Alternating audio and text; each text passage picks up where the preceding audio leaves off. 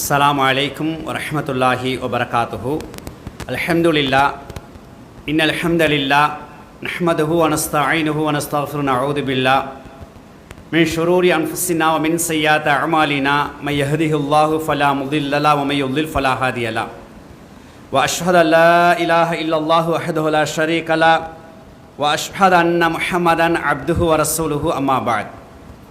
யா அய்யுஹல்லதீன ஆமனு தக்குல்லாஹ் ஹக்க துகாத்திஹி வலா தமூதுன்ன இல்லா வ அன்தும் முஸ்லிமூன்.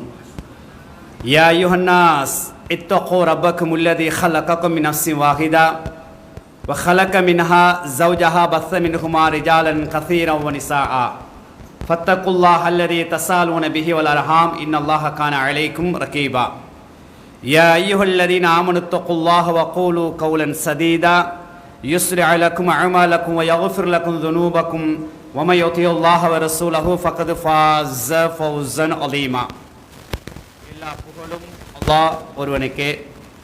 கண்ணியத்துக்குரிய எல்லாம் வல்ல அல்லாஹ் நல்லடியார்களே, பெரியவர்களே, சகோதரர்களே, தாய்மார்களே, சகோதரிகளே, அன்புக்குரியவர்களே, அல்ஹம்துலில்லாஹ் அல்லாஹ்வுடைய உதவியினால் அல்லாஹ் எங்கள் மீது கொண்ட பேர் அன்பின் காரணமாக, இரக்கத்தின் காரணமாக அல்லாஹ்வுடைய இல்லத்தில் இருந்து மார்க்கத்தை படிக்கக்கூடிய பாக்கியத்தை நமக்கு வழங்கியிருக்கின்றான். அல்ஹம்துலில்லாஹ். அந்த அடிப்படையில் வழமை போன்று ஒவ்வொரு மாதமும் 3வது ஞாயிற்றுக்கிழமை ஆண்களுக்கும் பெண்களுக்கும் குடும்ப ஒன்று கூடல் என்ற அடிப்படையில் ஒவ்வொரு தலைப்புகளில் மார்க்கத்தை எத்தி வைக்கக்கூடிய நிகழ்வை ஏசிடிஜே தொடராக செய்து வருகின்றது. அந்த அடிப்படையில் தான் இன்று இன்ஷா அல்லாஹ் 7 காரணங்களால் அழிக்கப்பட்ட சமுதாயங்கள் என்ற முக்கியமான தலைப்பு.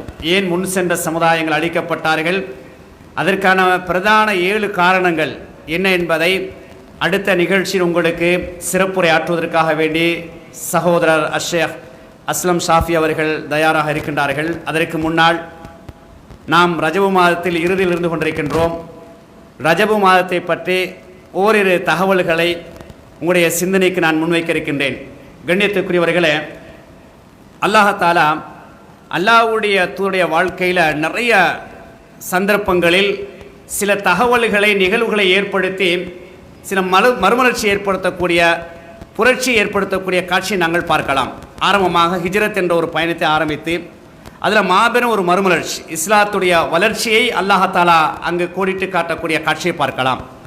அதே போன்று பத்ர் யுத்தத்தை ஏற்படுத்தி அந்த பத்ர் யுத்தத்தின் மூலமாக மாபெரும் புரட்சி, இஸ்லாம் ஓங்கி வளரக்கூடிய பொன் எழுத்துக்களால் பதியக்கூடிய ஒரு முக்கியமான செய்தியை அல்லாஹ் நினைவுபடுத்துகின்றான். இப்படி ஒவ்வொரு கட்டங்களில் சில நிகழ்வுகளை ஏற்படுத்தி அந்த நிகழ்வுகள் ஊடாக அல்லாஹ் என்ன செய்கிறான்டால் இஸ்லாத்தை பலப்படுத்தக்கூடிய, மேலோங்க செய்யக்கூடிய காட்சி நாங்கள் பார்க்கலாம். அந்த அடிப்படையில் தான் அல்லாஹ் என்ன செய்கின்றான், மிஅராஜ் என்று சொல்லக்கூடிய விண்வெளி பயணத்தை தன் பக்கம் நபி அவர்களை எடுத்து ஆச்சரியமான அற்புதமான காட்சி அல்லாஹாலா நிகழ்த்தி காட்டக்கூடிய செய்தியை நாங்கள் பார்க்கின்றோம்.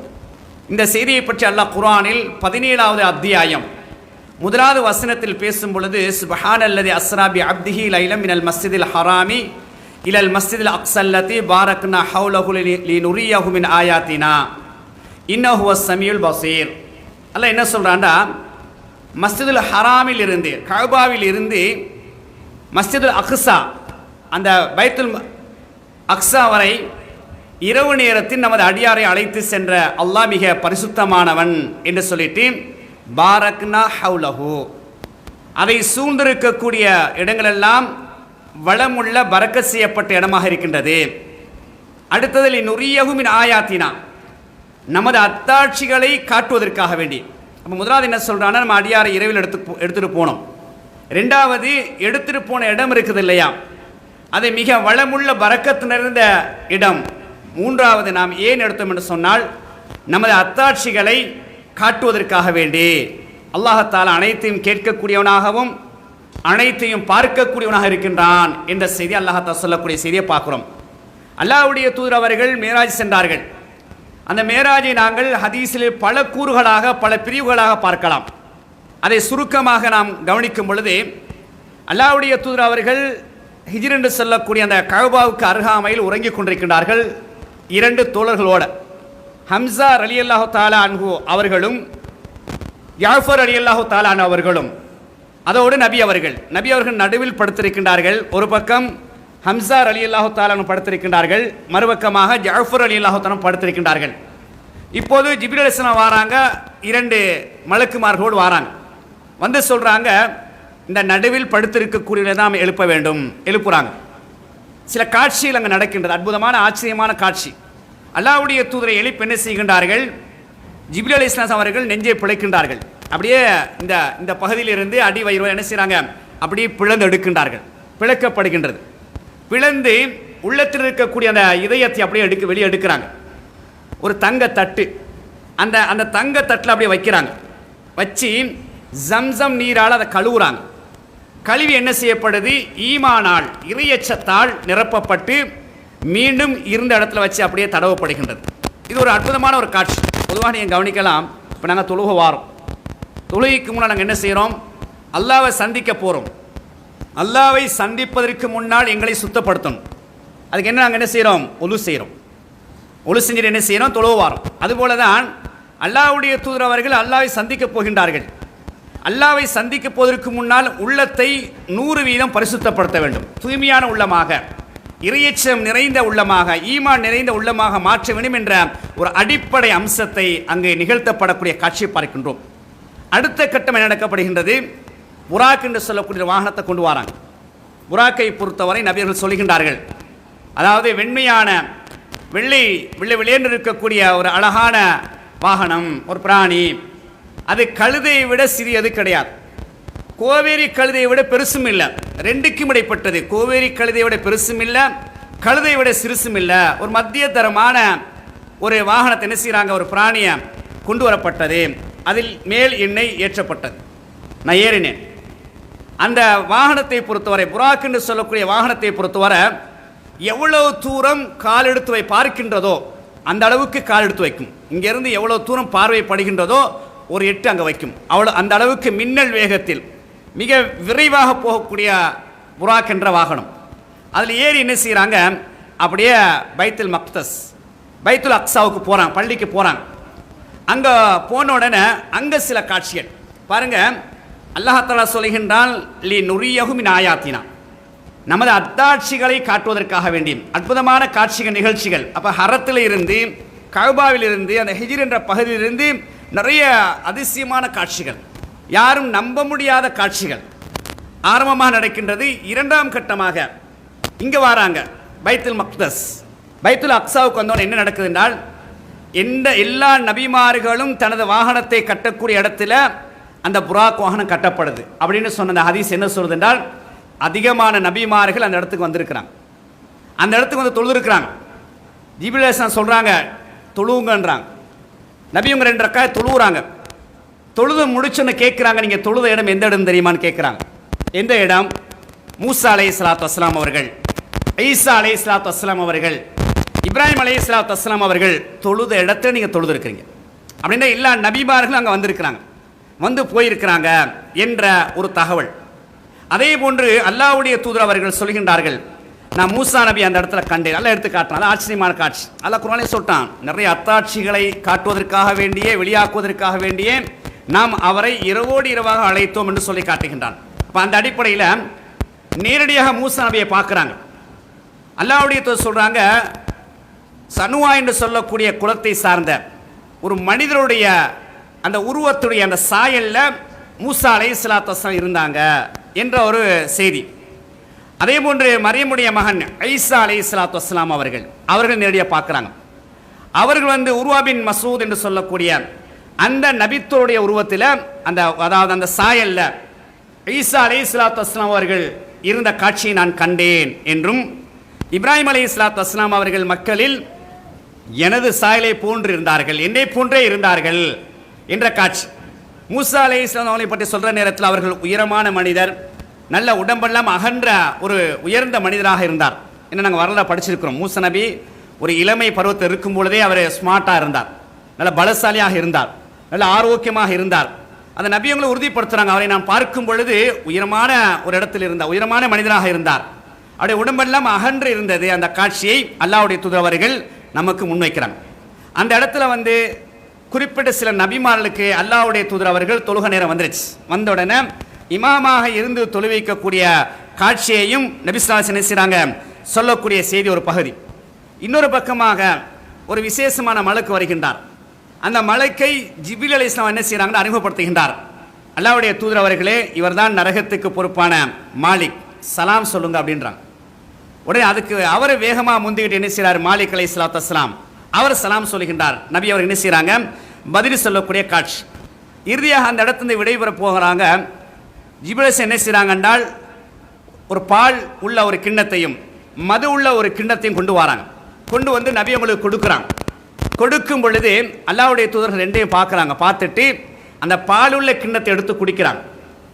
ஜிப்ரீல் சொல்கிறாங்க, நீங்கள் இயற்கை மார்க்கத்தை, அதாவது அடிப்படையான கொள்கை நீங்கள் என்ன செஞ்சிட்டீங்க, தெரிவு செய்து கொண்டீர்கள் என்ற ஒரு நற்செய்தியோடு என்ன செய்கிறாங்க, மேலே போகக்கூடிய ஒரு காட்சி. மேலே போகிறாங்க. இப்போ தான் அல்லாஹ்வை சந்திப்பதற்காக வேண்டி மேலே போகக்கூடிய காட்சி. வேகமாக போகின்றது புராக் வாகனம். முதலாவது கதவை தட்டுகின்றார்கள். 7 வானத்துக்கும் கதவு இருக்குது. முதலாவது வானத்தை தட்டுறாங்க. யார் வந்திருக்கிறது? நான் ஜிப்ரீல் வந்திருக்கிறேன். உங்களோட வேறு யார் வந்திருக்கிறாங்களா? ஓ வந்திருக்கிறாங்க. யார் வந்திருக்கிறது? முகமது நபி ஸல்லல்லாஹு அலைஹி வஸல்லம் வந்திருக்கிறாங்க. அவர் வருவதற்கு அனுமதி இருக்குதா? ஆம், அல்லாஹ்வுடைய அனுமதியை கொண்டு தான் கொண்டு வரேன். கதவை திறங்க. கதவு அப்படியே திறக்கப்படும். கதவு திறந்தவுடன் அப்படியே உள்ளே போகிறாங்க. எல்லா மலக்குமார்களும் சந்தோஷமாக வரவேற்றுகின்றார்கள். முதலாவது வானத்தில் ஆதம் அலைஹிஸ்ஸலாத்து வஸ்ஸலாம் என்ன செய்கிறாங்க, அப்படி உட்கார்ந்துருக்கிறாங்க. நபியவர்களை பார்த்து சிரிக்கின்றார்கள், சந்தோஷத்தில் வரவேற்கின்றார்கள், அவருக்கு வாழ்த்து தெரிவித்து துஆ கேட்கின்றார்கள். அதோடு என்ன செய்கிறாங்க, வலது பக்கம் பார்க்குறாங்க, சிரிக்கிறாங்க. ஆதம் நபி இடது பக்கமாக பார்த்து அழுகிறாங்க. அல்லாஹ்வுடைய தூதர் கேட்குறாங்க, ஏன் வலது பக்கம் பார்க்கும் பொழுது சிரித்தார், இடது பக்கம் பார்க்கும்போது அழுதார் என்று ஜிப்ரீல் அலைஹிஸ்ஸலாம் கேட்குறாங்க. அப்போ தான் சொன்னாங்க, வலது பக்கம் பார்க்கும் பொழுது யாரெல்லாம் சொர்க்கவாதிகளோ அவர்களை காட்டப்பட்டது, இடது பக்கமாக நரகவாதிகளை காட்டப்பட்டது. எனவே தான் சொர்க்கவாதிகளை பார்க்கும் பொழுது சந்தோஷத்தில் சிரித்தார்கள், நரகவாசிகளை பார்க்கும் பொழுது அழுதார்கள் என்ற அந்த தகவலை அந்த இடத்துல சொல்லக்கூடிய ஒரு காட்சியை பார்க்கலாம். ஆதம் நபியை சந்திச்சுட்டு அப்படி என்ன செய்கிறாங்க, 2வது வானத்துக்கு போகிறாங்க. 2வது வானம் அதே போல் நிகழ்வு நடக்குது. கதவை தட்டுறாங்க, கேட்குறாங்க, நடக்குது. இப்போ 2வது வானத்தில் போன 2வது வானத்தில் வந்து ஈசா அலைஹிஸ்ஸலாத்து வஸ்ஸலாம் அவர்களும் ஜக்கரியா அலைஹிஸ்ஸலாத்து வஸ்ஸலாம் அவங்களும் இருக்கிறாங்க. நேரடியாக நபி அவங்க பார்க்குறாங்க. 2 நபிமார்கள் என்ன செய்கிறாங்க, அல்லாஹ்வுடைய தூதரை வரவேற்கின்றார்கள், துஆ கேட்கின்றார்கள். 3வது விடை பெற்று 3வது வானத்துக்கு செல்கின்றார்கள். 3வது வானத்துடைய கதவை தட்டுறாங்க. 3வது வானத்தில் யூசுப் அலைஹிஸ்ஸலாத்து வஸ்ஸலாம் இருக்கிறாங்க. அவர்களுடைய வாழ்த்துக்களையும் துஆக்களையும் பெற்றோராக என்ன செய்கிறாங்க, 4வது வானத்துக்கு செல்கிறாங்க. 4வது வானத்தில் வந்து இத்ரீஸ் அலைஹிஸ்ஸலாத்து வஸ்ஸலாம் அவர்கள். இதெல்லாம் அல்லாஹ் தஆலா வந்து ஒரு அற்புதமான ஒரு உச்சக்கட்டமான ஈமானில் உறுதியாக இருக்கக்கூடிய மக்கள் நம்பக்கூடிய ஒரு தகவலை தான் அல்லாஹ் என்ன செய்கிறான், நிகழ்த்தி காட்டினான். அதான் அல்லாஹ் சொல்கிறான், லினுரியஹு மின் ஆயாத்தினா, நம்ம அத்தாட்சிகளை காட்டுவதற்காக. ஏன்னா இதெல்லாம் சாத்தியம் இல்லை. மரணித்தவர்களை கொண்டு வந்து உட்கார வச்சு ஒவ்வொரு வானங்களில் வச்சு காட்டுவது என்பது ஒரு அற்புதமான ஒரு ஆச்சரியமான காட்சி. இது அல்லாஹ்வுடைய அத்தாட்சிகள் தான் முடியும். அல்லாஹ்வுடைய சக்தி இது எனக்கு முடியும் என்ற அடிப்படையில் தான் இந்த மேராஜுடைய நிகழ்வு அல்லாஹ் நிகழ்த்தி காட்டான். இப்போ 5வது வானத்தில் என்ன நடக்குதுன்னு சொன்னால், ஹாரூன் அலைஹிஸ்ஸலாத்து வஸ்ஸலாம் அவர்கள், மூசா நபியுடைய சகோதரர் ஹாரூன் அலைஹிஸ்ஸலாத்து வஸ்ஸலாம் அவர்கள் என்ன செய்கிறாங்க, சந்திக்கிறாங்க. அவருடைய வாழ்த்துக்கள் அவருடைய துஆக்களை பெற்றுக்கொண்டு என்ன செய்கிறாங்க, 6வது வானத்துக்கு போகிறாங்க. 6வது வானத்தில் மூசா அலைஹிஸ்ஸலாத்து வஸ்ஸலாம் இருக்கிறாங்க.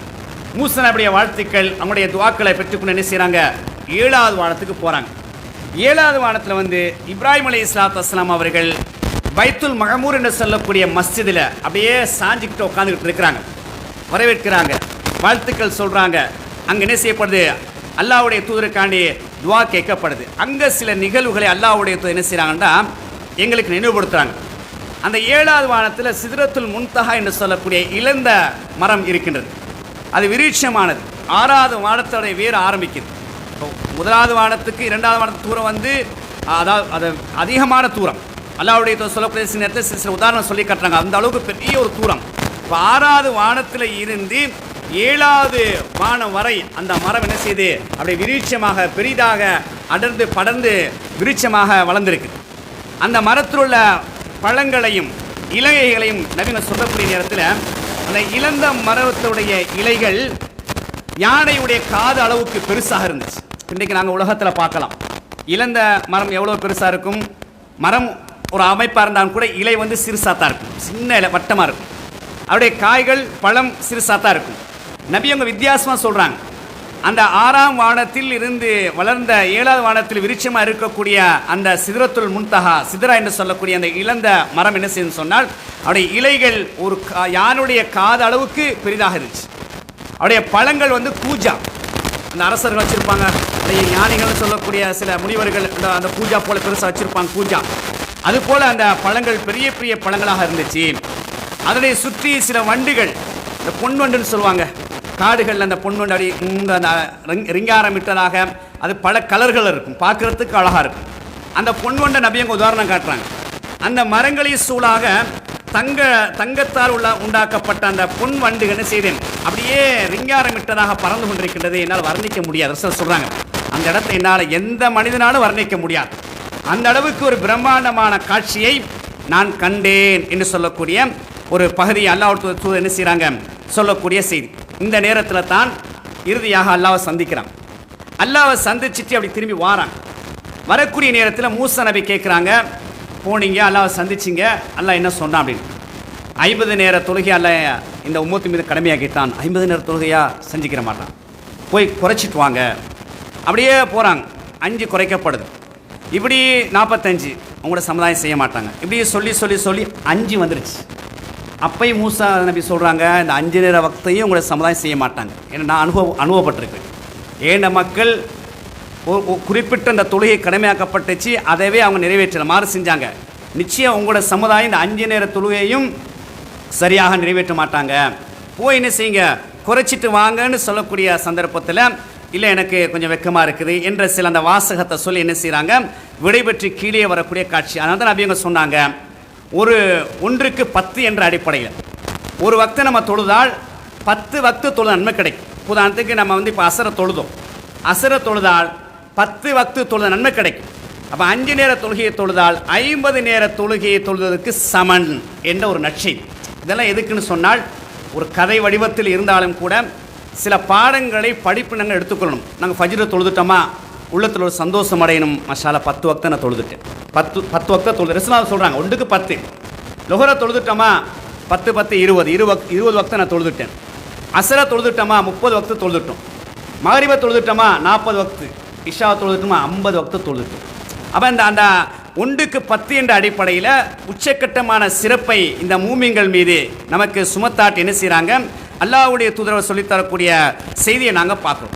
அதே போல் அந்த இடத்துல இன்னும் முக்கியமான 3 விஷயம் கொடுக்கப்பட்டுச்சு தொழுகையோடு சேர்த்து. இன்னும் எக்ஸ்ட்ரா 2 சிறப்பான அம்சங்களை அல்லாஹ் என்ன செய்யணும் கொடுக்கக்கூடிய காட்சியை நாங்கள் முஸ்லீமில் 279வது ஹதீஸ் இறக்கத்தில் பார்க்கலாம். ஃபஊத்திய ரசூலுல்லாஹி ஸல்லல்லாஹு அலைஹி வஸல்லம் ஸலாஸா, அல்லாஹ்வுடைய தூதருக்கு 3 விஷயங்கள் கொடுக்கப்பட்டன. முதலாவது ஊத்திய அஸ்ஸலவாத்தில் ஹம்ஸ், 5 நேர தொழுகை கொடுக்கப்பட்டுச்சு, அது எல்லாருக்கும் தெரியும்.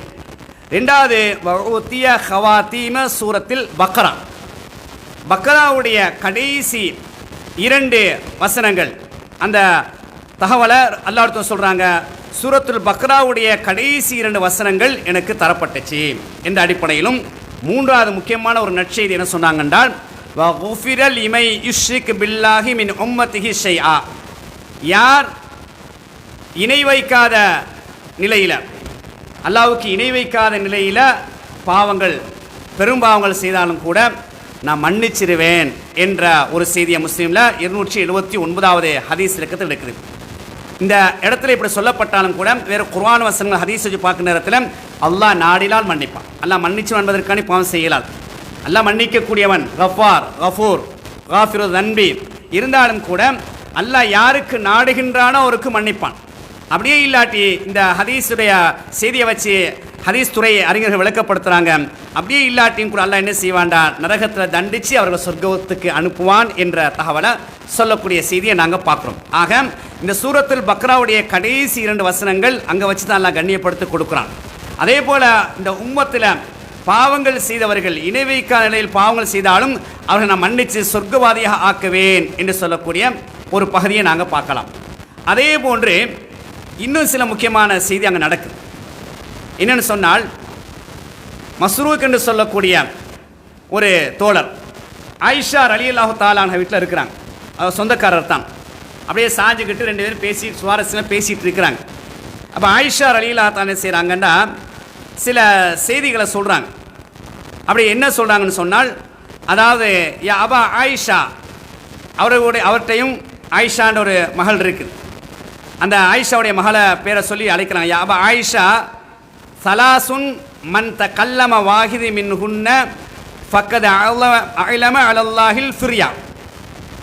3 விஷயம் இருக்குது. இந்த 3ல் ஒரு விஷயத்தை யார் சொல்லுகின்றாரோ அவர் அல்லாஹ் மீது இட்டுக்கட்டியவர் ஆவார் என்று சொல்கிறாங்க. ஃபகுல்து, நான் கேட்டேன், மாஹுன்ன, அது என்ன என்று நான் கேட்டேன். முதலாவது சொல்கிறாங்க, மன் ஜஅம அன்ன முஹம்மதன் ஸல்லல்லாஹு அலைஹி வஸல்லம் ரஆ ரப்பஹு, யார் நபி அவர்கள் அல்லாவை சந்தித்தார்கள், நேரடியாக சந்தித்தார்கள் என்று சொல்லுகின்றாரோ, ஃபக்கத் அலம அலல்லாஹில் அல்ஃபிர்யா, நிச்சயமாக அவர் அல்லாஹ் மீது பொய்யை இட்டுக்கட்டியவர் ஆவார் என்று சொல்கிறாங்க. இவர் அப்படி சாஞ்சிருந்தவர் அப்படியே திடுக்கிட்டு எழும்புறார். எலும்பி உட்காந்து சொல்கிறாங்க, ஆயிஷாவே கொஞ்சம் நிதானமாக பேசுங்க, கொஞ்சம் அவசரப்படாதீங்க என்று 2 குர்ஆன் வசனத்தை ஆதாரம் காட்டுறார்.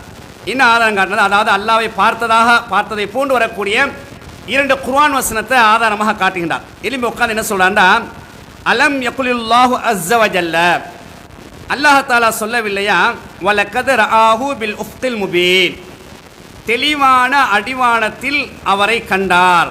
81வது அத்தியாயம் 23வது வசனம் எல்லாம் சொல்லியிருக்கிறான் தானே.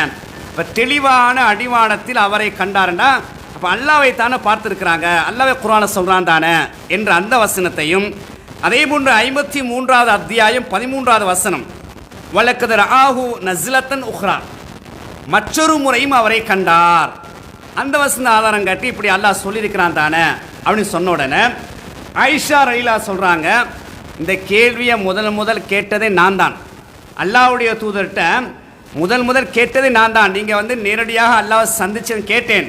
ரசூலுல்லாஹ் சொன்னாங்க, நான் சந்திக்கலை.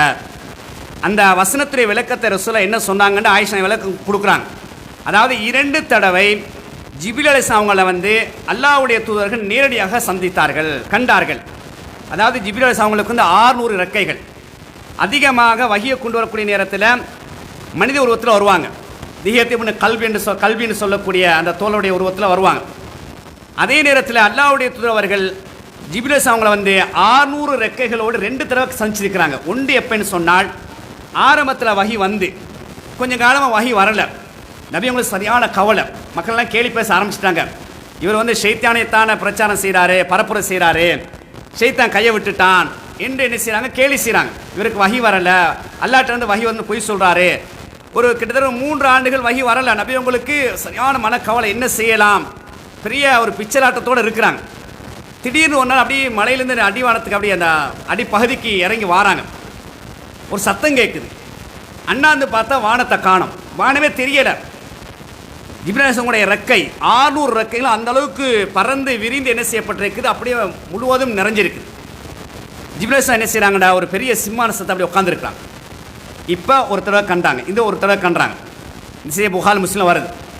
2வது முறை சிதறத்தில் முன்தஹால மேராஜ் கூட்டிகிட்டு போன நேரத்தை என்ன செய்கிறாங்க என்றால், அந்த மரத்துக்கிட்ட வச்சு என்ன செய்கிறாங்க, தண்ட அந்த சொந்த உருவத்தை காட்டுறாங்க. 600 ரெக்கைகளோட ஜிப்ரீல் அலைஹிஸ்ஸலாம் என்ன செய்கிறாங்க, காட்டக்கூடிய காட்சி. இதைத்தான் அல்லாஹ் அந்த குர்ஆன் வசனத்தில் அதாவது தெளிவான அடிவானத்தில் கண்டார்னு சொன்னால், நேரடி ஒரு அடிவானத்தை நாங்கள் சூரியன் உதயமாகும் போது எப்படி தெளிவாக இருக்குமோ அதே போன்று ஜிப்ரீல் அலைஹிஸ்ஸலாம் அவங்கள கண்டார். மற்றொரு முறையும் கண்டார்னு சொன்னால், சிதறத்தில் முன்தஹா 7வது வானத்தில் வச்சு என்ன செஞ்சாங்க, ஜிப்ரீல் அலைஹிஸ்ஸலாம் அவங்கள அல்லாஹ்வுடைய தூதர் கண்டார்கள் என்ற செய்தியை விளக்கம் கொடுக்கக்கூடிய காட்சியை நாங்கள் பார்க்கணும். ஆகவே அல்லாஹ்வுடைய தூதர்கள் மேராஜ் சென்றார்கள். அல்லாஹ் என்ன செஞ்சாங்க, அதாவது அல்லாஹ் ஒளியாக இருக்கிறான், நான் எப்படி அந்த ஒளியை பார்க்க முடியும் என்று சொல்லக்கூடிய செய்தியை நாங்கள் பார்க்குறோம். ஆக பேசிட்டு வந்தாங்களே தவிர நேரடியாக பார்க்கவில்லை என்பதை அல்லாஹ்வுடைய தூதர் சொன்ன செய்தியை ஆயிஷா ரலியல்லாஹு தஆலா என்ன செய்கிறாங்க, சொல்லக்கூடிய தகவலை நாங்கள் பார்க்குறோம். ஆகவே அல்லாஹ்வை பார்த்ததாக ஒருத்தர் சொல்கிறான்னு சொன்னால், அவர் அல்லாஹ் மீது பொய்யை இட்டுக்கட்டி விட்டார் என்பது முதலாவது. 2வது ரசூல் அதை ஆயிஷா சொல்கிறாங்க, அதாவது 3 விஷயத்தை யார் சொல்கிறானோ அவர் அல்லாஹ் மீது பொய்யை இட்டுக்கட்டி விட்டார். அப்போ 2வது விஷயம் என்னென்னு கேட்குற நேரத்தில் சொன்னாங்க, யார் அல்லாஹ்வுடைய தூதர் அவர்கள் மார்க்கத்தில் சில விஷயங்களை மறைத்து விட்டார் என்று சொல்லுகின்றாரோ அவர் அல்லாஹ் மீது பொய்யை இட்டுக்கட்டி விட்டார் என்று சொல்கிறாங்க. அப்போ நபி அவங்க மார்க்கத்தை மறைக்கலை, எல்லாத்தையும் என்ன செஞ்சிட்டாங்க, நேரடியாக தெளிவாக அல்லாஹ் என்னென்ன செய்தியை சொல்ல சொன்னானோ அந்தந்த நேரங்களில் சொல்லி முடித்து விட்டார்கள். அதே போன்று மூன்றாவது என்னன்னு கேட்கிற சொன்னாங்க வந்து நபி அவர்கள் நாளை நடக்க இருப்பதை, எதிர்காலத்தில் நடக்க இருப்பதை அவர்கள் தெரிவிப்பார்கள் என்று யார் சொல்லுகின்றாரோ அவர் அல்லாஹ் மீது பொய்யை இட்டுக்கட்டி விட்டார். மறைவான அறிவு நபி உங்களுக்கு இருக்குது என்று யார் சொல்லுகின்றாரோ அவர் அல்லாஹ் மீது பொய்யை இட்டுக்கட்டி விட்டார் என்ற செய்தி முஸ்லிமில் 287வது ஹதீஸ் இலக்கத்தில் அந்த மேல் சொல்லப்பட்ட தகவல் எல்லாம் பதியப்பட்டிருக்கு. அதே நேரம் வந்து அல்லாஹ்வுடைய தூதர் அவர்கள் மறைவான விஷயத்தை நிறைய பேசிக்கிறாங்க. அது எப்படின்னு சொன்னால் அல்லாஹ் அறிவித்து கொடுத்ததை பேசிக்கிறாங்க. அந்தந்த காலங்களில் சில விஷயத்தை சொல்லுவாங்க. இந்த இடத்துல 2 பேர் வேதனை செய்யப்படுறாங்க, லைவாக என்ன செஞ்சாங்க, நபி அவங்க சொல்லி காட்டினாங்க, நேரடியாக சொல்லி காட்டினாங்க. அது அல்லாஹ் அறிவித்து கொடுத்து பேசுறது. அதே போல் பிற்காலத்தில் நடக்கக்கூடிய நிறைய நிகழ்கால சம்பவங்கள் நபி அவங்க பேசிக்கிறாங்க. இது அல்லாஹ் அறிவித்து கொடுத்து பேசுறது. அது இல்லாமல் அடிப்படையில் நபி அவர்கள் எல்லா மறைவான அறிவும் உள்ளது என்று இவர் சொல்லுகின்றாரோ அவர் பொய்யை அல்லாஹ் மீது இட்டுக்கட்டி விட்டார் என்ற செய்தியை வந்து பேசக்கூடிய செய்தியை நாங்கள் பார்க்கலாம். அதே போன்று இன்னொரு முக்கியமான விஷயம்தான் மேராஜுடைய சம்பவத்தை நடக்குது. அல்லாஹ்வுடைய தூதர் மேராஜுக்கு போயிட்டு வந்துட்டாங்க, இரவோடு இரவாக போயிட்டு வந்துட்டாங்க. இப்போ அபூஜகளை பொறுத்த வந்து நபியங்களோட எப்பயும் விதண்டாவாதம் செஞ்சுக்கிட்டே இருப்பான், குதிரக்கவாதங்கள் பிரச்சனை ஏற்படுத்தியே இருப்பான். என்ன இன்னைக்கு என்ன மாதிரி செய்தி இருக்குதான்னு கேட்குறாங்க. ஓ இருக்குதுன்றாங்க. என்ன செய்தி? இப்படித்தான் நான் வந்து மேராஜுக்கு போயிட்டு வந்தேன், இங்கேருந்து இங்கே போனேன், இங்கேருந்து அந்த சம்பவத்தை என்ன செய்கிறாங்க சுருக்கமாக சொல்கிறாங்க. அபூஜகள் அதை உள்வாங்கிட்டு அவனை சகாக்களை போய் கூட்டு வரான். இவரை கேலி செய்ய நக்கல் பண்ணுறதுக்காக வேண்டி பெரிய பெரிய ஆட்களை கூட்டு வந்து, முகமதே என்கிட்ட எப்படி சொன்னீங்களோ அப்படி இந்த ஆட்கிட்ட சொல்லுங்கள், உங்களோட ஆட்கிட்ட சொல்லுங்கள் அப்படி என்ன செய்ய அபூஜஹல் கிண்டலாக பேசுகிறான். அப்போ நபி அவங்க சொல்கிறாங்க, இப்படித்தான் நேற்று இரவு ஜிப்ரீல் வந்தாங்க, என்னை வந்து இப்படி செஞ்சாங்க, இங்கேருந்து பைத்துல் மக்தஸுக்கு நாங்கள் போனோம், அக்ஸாவுக்கு நாங்கள் போனோம், அங்கேருந்து 7 வானத்தை கடந்து அல்லாவோட பேசிட்டு வந்தோன்னே எல்லாம் சிரிக்க ஆரம்பிச்சிட்டாங்க. இதெல்லாம் நடக்கிற விஷயமா, இதெல்லாம் நடக்கிற விஷயமா அப்படின்னு சில கேலி செஞ்சு நக்கல் பண்ணி. அப்போ நபி அவங்க அப்படியே அமைதியாக இருக்கிறாங்க. அவங்க சில கேள்விகளை கேட்குறாங்க. இவர் வந்து மக்கள் வந்து எங்கேயும் போனது கிடையாது, அல்லாஹ்வுடைய தூதர் அவர்கள். ஆகவே இவர்கிட்ட சில கேள்வியை கேட்போம். ஏற்கனவே பைத்துல் அக்ஸாவுக்கு போனவங்க என்ன செய்கிறாங்கன்னா பைத்துல் அக்ஸாவை பற்றி சில கேள்விகள் கேட்குறாங்க. சார் நீங்கள் போனன்னு சொல்கிறீங்க தானே அப்படின்னு சொன்னால் அதனுடைய சில அடையாளங்களை சொல்லுங்க அப்படின்னு சொல்கிற நேரத்தில் அல்லாஹ்வுடைய தூதர் சொல்கிறாங்க, உண்மையை நான் அமைதியாக இருந்தேன். ஏன்னா யாரும் திடீர்னு ஒருத்தர் வந்துட்டு இந்த பள்ளிக்கு வராங்க, ஒரு புதுசாக வந்துட்டு எத்தனை தூண் இருக்குது, எத்தனை ஃபேன் இருக்குது, எத்தனை ஜன்னல் இருக்குது யாரும் பார்க்க மாட்டான். வருவாங்க, தொழுவாங்க, போவாங்க. நான் அந்த பள்ளிக்கு போனேன், போனீங்களா, எத்தனை வாசல் இருந்துச்சு, எத்தனை ஃபேன் இருந்துச்சுன்னு கேட்டால் யாருக்கும் சொல்ல தெரியாது. இப்போ அல்லாஹ்வுடைய தூதர் போனாங்க, பைத்துல் அக்ஸாவை பார்த்தாங்க. ஆனால் அதனுடைய அமைப்பை வந்து உன்னிப்பான செய்யலை, கவனிக்க போனாங்க, தொழுதாங்க. எதிரிகள் கேட்குறாங்க, குறைஷிகள் எதிரிகள் கேட்குறாங்க, நபி அவங்க என்ன சொல்கிறாங்க, நான் கொஞ்சம் நேரம் அமைதியாக இருந்தேன், ஆனால் அல்லாஹ் என்னை கைவிடவில்லை. அல்லாஹ் என்ன செஞ்சான்னு சொன்னால், அதாவது லம்மா கத்தப்தனி குறைஷிகள் என்னை பொய்ப்படுத்திய நேரத்தில் கும்து ஃபில் ஹிஜ்ர், அதாவது அந்த காபாவுடைய ஹிஜ்ர் பகுதியில் நின்று கொண்டிருக்கிற நேரத்தில் குறைஷ் என்ன செஞ்சார்கள், என்னை பொய்ப்படுத்தினார்கள். ஃபஜலல்லாஹு லி பைத்துல் முகத்தஸ், பைத்துல் முகத்தஸை அல்லாஹ் என்ன செய்கிறான்டா எனக்கு அப்படியே எடுத்து காட்டினான், எனது கண்ணுக்கு முன்னால் கொண்டு வந்தான். ஃபதஃபிக்து உஹ்பிருஹும் அன் ஆயாத்திஹி, அதை பார்த்து அதில் என்னென்ன அம்சங்கள் இருக்கின்றதோ அத்தனை செய்திகளையும் அந்த எதிரிகளுக்கு அவர்களுக்கு நான் என்ன செய்தேன், அறிவித்தேன். அன அல்லுர் இலைஹி, அதை நான் பார்த்த நிலையில் பார்த்து கொண்டே என்ன செஞ்சேன், அந்த காட்சியை எதிரிகளுக்கு நான் விவரப்படுத்தினேன் சொல்லக்கூடிய செய்தி முஸ்லீமில் 276வது ஹதீஸ் இலக்கத்தில் பதிவு செய்யப்பட்டிருக்கிறது. உண்மையிலே இந்த காட்சிகளை பொறுத்த வந்து நம்ப முடியாத காட்சி, ஆனால் ஒரு ஈமானுடையவர். அதனால தான் வரலாறுகளில் பார்க்குறோம், சரித்திரத்தில் பார்க்குறோம், அபூபக்கர் சித்திக் ரலியல்லாஹு தஆலா சித்திக் என்று ஏன் பேர் வந்தது என்ற அந்த வரலாற்று பின்னணியை பார்க்கும் பொழுது அல்லாஹ்வுடைய தூதர் அவர்களே அபூபக்கர் சித்திக் ரலியல்லாஹு தஆலா சந்திக்கல. எதிரிகள் அதுக்கு முன்னால் சொல்கிறாங்க, என்னப்பா உங்களோட முகமது இந்த பழையபடி என்னமோ உளறிட்டு இருக்கிறாரு, என்னமோ சொல்கிறாரு, நேற்று ஜிப்ரீல் வந்தாங்களா, நெஞ்ச பிளந்தாங்களாம், அந்த கதையை அப்படியே சொல்கிறாங்க சுருக்கமாக. நபியவங்க சொன்னாங்களா, சொன்னால் சரியாக தான் இருக்கும், உண்மையாகத்தான் இருக்கும். அதனால தான் அவருக்கு சித்திக் என்ற பெயர் வந்தது என்ற வரலாற்று குறிப்பை நாங்கள் பார்க்கிறோம். அந்த அளவுக்கு ஒரு மூமினை பொறுத்தவரை அந்த சம்பவத்தை அப்படியே நம்ப வேண்டும் என்ற தகவலைத்தான் எங்களுக்கு ஒரு பாடமாக சொல்லித் தருகின்றது. இறுதியாக அன்புக்குரியவர்களே, இந்த மேராஜை வச்சு என்ன செய்கிறாங்கன்னா சில நோன்பு பிடிக்கிறாங்க, முடிஞ்சிருச்சு. இந்த அளவு சில விஷயம் நாங்கள் ஏற்கனவே அறிவிச்சிருந்தோம். உண்மையிலே வந்து நோன்பை பொறுத்தவரை ரமலான் நோன்பு குர்ஆனும் சொல்லப்பட்டிருக்கின்றது, ஹதீஸும் சொல்லப்பட்டிருக்கு. அதே போல் ரமலானுக்கு அடுத்த நோன்பு ஷவ்வாலுடைய 6 நோன்பு ஹதீஸு சொல்லப்பட்டிருக்கின்றது. அல்லாஹ்வுடைய தூதர் நேரடியாக சொல்கிறாங்க, ஹதீஸில் பதியப்பட்டிருக்குது. அதுக்கு பிறகு முஹர்ரம் மாதத்துடைய 9வது 10வது நோன்பு ஹதீஸு சொல்லப்பட்டிருக்கின்றது, நபி அவங்க நேரடியாக சொல்லியிருக்கிறாங்க. அதுக்கு பிறகு துல்ஹிஜ்ஜாவுடைய அதாவது அரஃபாவுடைய நோன்பு. அந்த நோன்பையும் நபியவங்க சொல்லியிருக்கிறாங்க, ஹதீஸில் பதிவு செய்யப்பட்டிருக்குது. அதே போல் வந்து திங்கட்கிழமை நோன்பு, வியாழக்கிழமை நோன்பு நபியவங்க பிடிச்சிருக்கிறாங்க, சொல்லியிருக்கிறாங்க, ஹதீஸில் பதியப்பட்டிருக்குது. அதே போல் மாதத்தில் 3 நோன்பு பிடிப்பது, 3 நோன்பு பிடிப்பது மாதத்தில், அதுவும் ஹதீஸில் என்ன செய்யப்பட்டிருக்குது, பதியப்பட்டிருக்குது. அப்போ பாருங்கள், அல்லாஹ்வுடைய தூதர் அவர்கள் எந்தெந்த நோன்பு பிடிச்சாங்களோ அல்ல பிடிக்கும்படி சொன்னாங்களோ எல்லாமே ஹதீஸில் பதியப்பட்டிருக்குது. ஆனால் மேராஜ் என்ற ஒரு நோன்பு வந்து நபியவங்க சொல்லவும் இல்லை, ஹதீஸில் பதியப்படவும் இல்லை. இப்படி நாங்கள் மக்களுக்கு எடுத்து காட்டக்கூடிய நேரத்தில் இது பிடிக்கக்கூடிய சில மூலிமார் என்ன சொல்லுவாங்கன்னா, நிறைய மூலிமார்கள் விட்டுட்டாங்க. ஏன்னா ஹதீஸ் இல்லை, நம்ம பிடிக்கலாவே, அல்ல அவருக்கு அருள்பாலிக்க வேணும். சில குறிப்பிட்ட மூலிமார்கள் எப்படி சமாளிக்கிறாங்கன்னா, பிடிச்சா என்ன தப்பா, நோம்பு தானே, இப்போ அவங்களுடைய பார்வையில் நோம்பு தானே, இதில் பிடிச்சா என்ன தப்பா என்ற அடிப்படை என்ன செய்கிறாங்க, அப்படி சமாளித்து போகக்கூடிய காட்சியை பார்க்குறோம். மார்க்கத்தை பொறுத்தவரை அல்லாஹ்வுடைய தூதர் அவர்கள் எதற்கு ஏன் வந்தாங்கன்னு சொன்னால், அல்லாஹ் எதை மார்க்கமாக கொடுத்தானோ அதை எத்தி வைப்பதற்கு வந்தார்கள். என்னென்ன அமல்களை அல்லாஹ் எங்களுக்கு செய்யும்படி வழிகாட்டினானோ அதை எடுத்து சொல்வதற்காக வேண்டித்தான் அல்லாஹ்வுடைய தூதர் எங்களுக்கு அனுப்பப்பட்டார்கள். அந்த அடிப்படையில் தான் என்னென்ன அமல்களை நாம் செய்ய வேண்டும் என்பதை அச்சொட்டாக அல்லாஹ்வுடைய தூதர் அவர்கள் தானும் நிறைவேற்றி தோழர்களுக்கும் வழிகாட்டி எங்களுக்கு என்ன செஞ்சுக்கிறாங்க, சொல்லியிருக்கிறாங்கன்னு சொன்னால், அந்த பட்டியலில் வந்து ரஜப் என்று சொல்லக்கூடிய அந்த 27ஆம் நாள் ரஜப நோன்பு பிடிக்கணும் என்பது வழிகாட்டல் இல்லை என்பதை நாங்கள் விளங்கிக்கொள்ளணும். இந்த குளிக்க போய் சேர்த்த பூசிய கதையில் வந்து நன்மை என்ற அடிப்படையில் போய் பிடிச்சி என்ன செஞ்சிடக்கூடாது, பாவத்தை நாங்கள் நரகத்துக்கு போயிடக்கூடாது. மன் அமில அமலன் லைஸ் அலைஹி அம்ருனா ஃபோரத்துன், எம்மால் ஏவப்படாத ஒரு செயலை யார் செய்கிறாரோ திருப்பி அனுப்பப்படும். மார்க்கத்தில் புதிதாக உருவாக்கப்பட்டது முடிவு நரகம்னு சொல்லக்கூடிய காட்சியை பார்க்கணும். ஆகவே நல்லது என்று இருக்கும் என்று சொன்னால் அல்லாஹ்வுடைய என்ன செஞ்சிருப்பாங்க, அல்லாஹ்வுடைய அந்த அனுமதியை கொண்டு எங்களுக்கு வழிகாட்டியிருப்பாங்க. ஆகவே எது நல்லது என்பதையெல்லாம் ஹதீஸில் பதியப்பட்டிருக்குது. எதை சொல்லப்பட்டுச்சோ அதை நாங்கள் நடைமுறைப்படுத்தணும். அதுக்கு அடுத்த மாதம் வருது, இன்னும் 2-3 நாளில் ஷாபான் வந்துடும். பிடிங்க, நிறைய நோம்பு பிடிங்க, நிறைய நோம்பு பிடிங்க, ஒரு நாள் விட்டு ஒரு நாள் நோம்பு பிடிங்க, அல்லது திங்கள் வியாழன் நோம்பு பிடிங்க. அல்லாஹ்வுடைய தூதர் அவர்கள் ஷாபானில் அதிகமாக நோம்பு பிடிப்பாங்க. ரமலானை வரவேற்குமாக, அந்த ரமலானுக்கு தயார் பண்ண விதமாக நிறைய நோன்பு பிடிப்பாங்க. குறிப்பாக ஆயிஷாவை அறிவிக்கிறாங்க, எனக்கு விடுபட்ட நோன்பை நான் ரமலான் காலத்தில் பிடிக்க முடியாமல் விடுபட்ட நோன்பை எனது வேலைப்பொழிவின் காரணமாக ஷாபானில் தான் பிடிப்பேன்றாங்க. ஆக என்ன செய்யலாம், ஷாபானில் நிறைய நோன்பு பிடிக்கலாம். அதற்காக வேண்டி பராத் என்று ஒன்று ஏற்படுத்தி 15ஆவது நாள் மட்டும் நோன்பு பிடிக்கணும் என்பது வழிகாட்டல் கிடையாது. அது சம்பந்தம் வரக்கூடிய அதிகமான ஹதீஸ் லைஃபானது இட்டுக்கட்டப்பட்ட என்பதை அறிஞர் என்ன செய்கிறாங்க, உறுதிப்படுத்தக்கூடிய காட்சியை பார்க்குறோம். எனவே மார்க்கத்தில் எது சரியாக சொல்லப்பட்டிருக்கின்றதோ அதை நாம் நடைமுறைப்படுத்தக்கூடிய வாக்கியத்தை அமைத்துக் கொள்வோம். எதையெல்லாம் மார்க்கமாக படித்தோமோ கேட்டோமோ விளங்கினோமோ அதையெல்லாம் உள்ளத்தில் பதித்து வாழ்க்கை நடைமுறைப்படுத்துவோமாக.